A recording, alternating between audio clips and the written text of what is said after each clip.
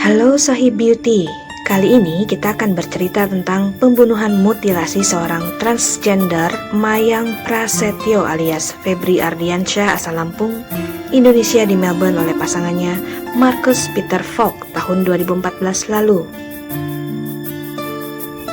Cerita ini dirangkum dari banyak sumber.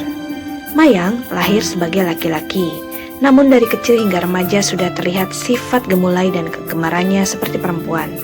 Dia memiliki 2 orang adik perempuan. Tahun 2005 setelah lulus SMA, dia memutuskan untuk merantau dari Lampung ke Pulau Bali. Sejak menetap di Pulau Bali, dia mulai menjadi tulang punggung keluarganya. Dia kerap bepergian ke luar negeri dan mengirimkan uang untuk ibu dan sekolah adik-adiknya. Nama Mayang diambil dari penyanyi Mayang Sari dan Prasetyo dari pacar lamanya, Iwan Agus Prasetyo. Prasetyo dan Mayang hidup bersama di Bali hingga 7 tahun. Nama Prasetyo akhirnya dipakai sebagai nama belakang Mayang.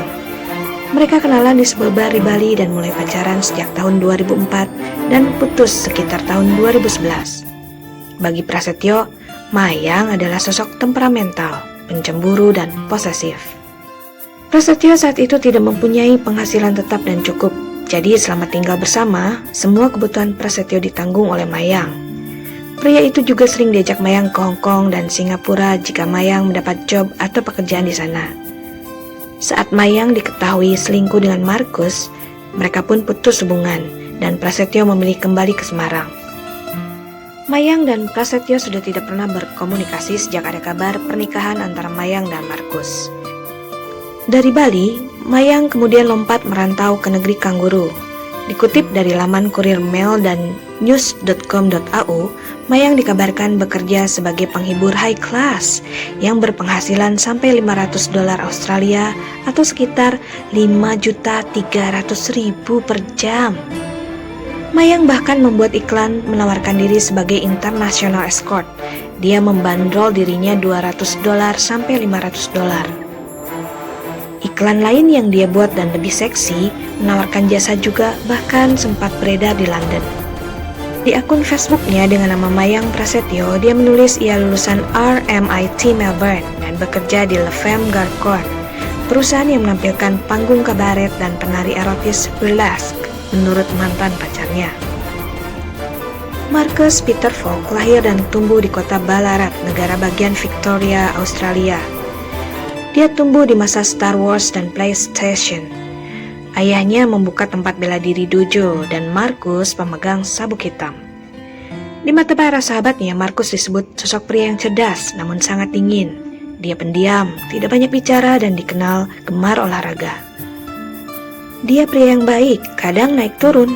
Dia bisa kehilangan kontrol seperti yang lainnya, sedikit berbeda, dan dia sedikit memiliki sisi gelap, kata seorang mantan teman sekolah Marcus seperti dikutip dari laman news.com.au. Dia meninggalkan rumah untuk berkeliling dunia. Marcus mengatakan kepada teman dan keluarganya bahwa dia dan Mayang bertemu di kapal pesiar bertaraf internasional saat bersama-sama sedang bekerja sebagai koki, dan banyak orang percaya akan hal itu. Namun, kisah mereka mungkin tidak seperti itu pada kenyataannya. Marcus dan Mayang bertemu saat bekerja di sebuah rumah bordil yang bernama Pleasure Dome di Melbourne, Australia. Disitulah Marcus mengejar Mayang untuk dijadikannya pacar. Setelah itu, Marcus memaksa Mayang untuk berhenti dan tetap bekerja sebagai pekerja seks secara mandiri. Mayang sepertinya tidak nyaman dengan hubungannya itu, kemungkinan besar karena Marcus kerap melakukan kekerasan kepada Mayang, jauh dari karakter yang Marcus perlihatkan kepada umum atau di sosial media. Marcus juga punya masa lalu sebagai pekerja seks di Copenhagen, Denmark. Jadi, bukan kisah romantis bersemi di kapal pesiar bertaraf internasional. Lelaki PSK seperti Marcus banyak. Mereka biasanya bekerja di rumah bordil agar bisa dekat dengan perempuan transseksual dan menjalin hubungan asmara. Mereka kemudian menjadikan perempuan itu sebagai pacar dan membawanya keluar dari rumah bordil. Jelas Ivan Neil, sang pemilik Pleasure Dome di rumah bordil di Melbourne, Australia tersebut. Marcus mempunyai hobi bercinta dengan transseksual. Dia merupakan karyawan yang baik dan sangat pendiam, ungkap Ivan. Tahun 2013, mereka pergi ke Denmark. pada bulan Agustus, Mayang menelepon ke rumah dan meminta restu ibunya untuk menikahi pacar Australianya itu. Di bulan yang sama, mereka pergi ke Indonesia untuk bertemu dengan keluarga Mayang. Tapi Markus tampaknya tidak menceritakan apapun tentang pernikahannya dengan keluarganya sendiri. Menurut Ibu Mayang, Markus seorang penyayang, malu dan pendiam, juga baik hati. Meski berpenghasilan besar dan memiliki pasangan, kepada ibunya Mayang mengaku tak betah tinggal di negeri orang dan ingin kembali ke Bali. Dia merasa bosan. Dia kemudian memelihara anjing dan berharap bisa mengusir rasa bosannya. Tetangga juga mengatakan bahwa Mayang dan Markus memiliki hubungan yang tidak stabil. Pada tanggal 2 Oktober 2014, tetangga di lantai dasar mendengar teriakan dari apartemen Markus dan Mayang. Sepertinya mereka tengah berdebat. Para tetangga tidak bisa memahami semua perdebatan Mayang dan Markus. Petugas penyidik mengatakan bahwa pasangan itu telah bertengkar pada malam tanggal 2 Oktober itu. Tetangga terbangun karena mendengar suara Mayang menjerit dan pertengkaran mereka berlangsung sekitar 30 hingga 40 menit. Markus terlihat duduk di sofa apartemennya dan menatap lurus ke depan tanpa bereaksi terhadap suara teriakan istrinya.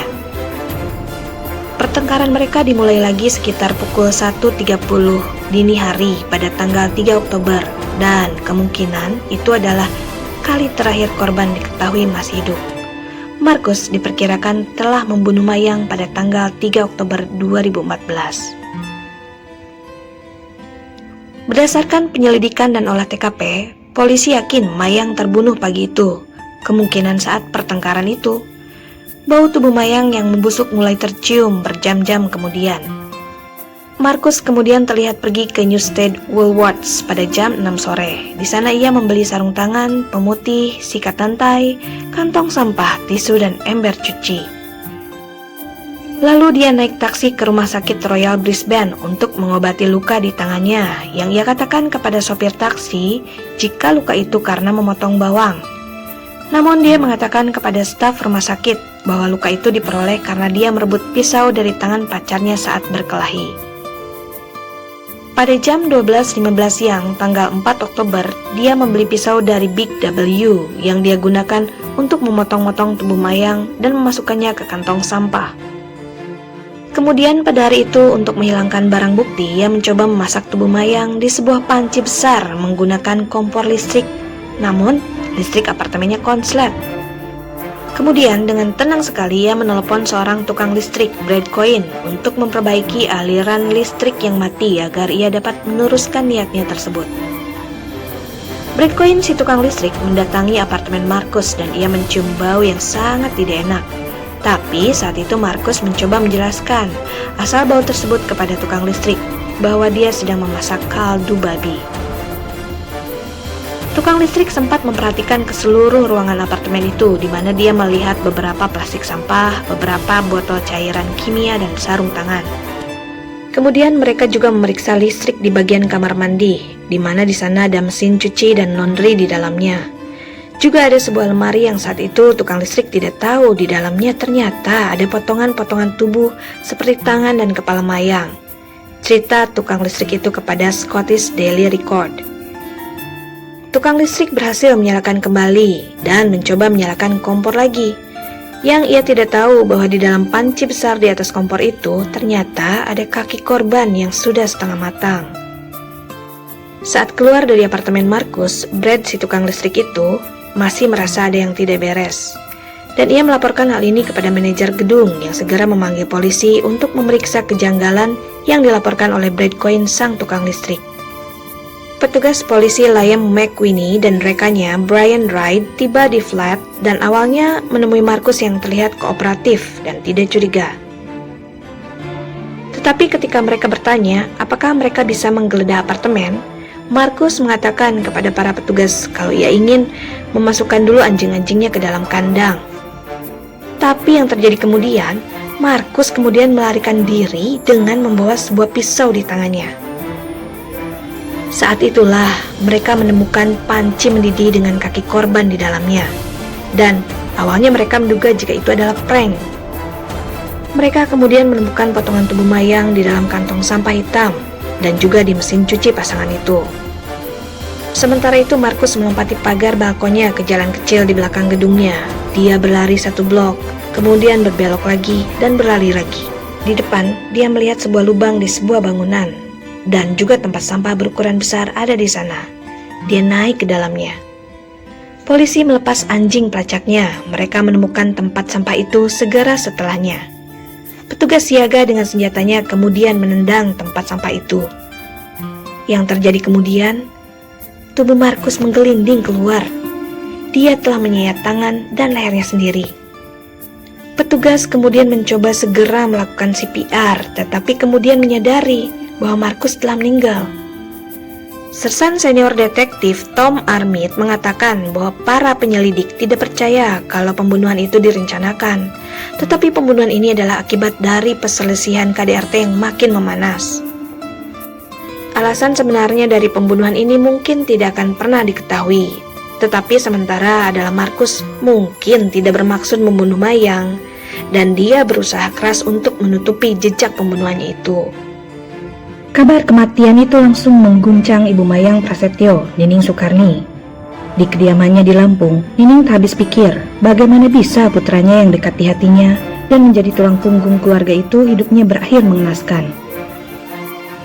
Begitu juga dengan keluarga dan sahabat Markus, mereka sangat kehilangan. Menurut polisi, Markus juga tidak memiliki riwayat kriminal atau narkoba. Dorothy Falk, ibu Markus, menyatakan sempat berbincang dengan anaknya sepekan sebelum peristiwa itu terjadi, tapi tidak satupun hal janggal yang tersirat dari Markus. Dorothy mengatakan tak mengetahui apa yang terjadi antara putranya dan Mayang, tapi dia menyebut Markus adalah sosok pria normal. Dia sangat periang dan dia akan pulang saat Natal. Semuanya terlihat normal, ucap Dorothy.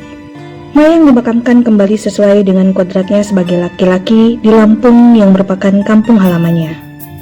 Lalu, sejatinya kebenaran kisah yang terjadi hanya mereka berdua yang tahu.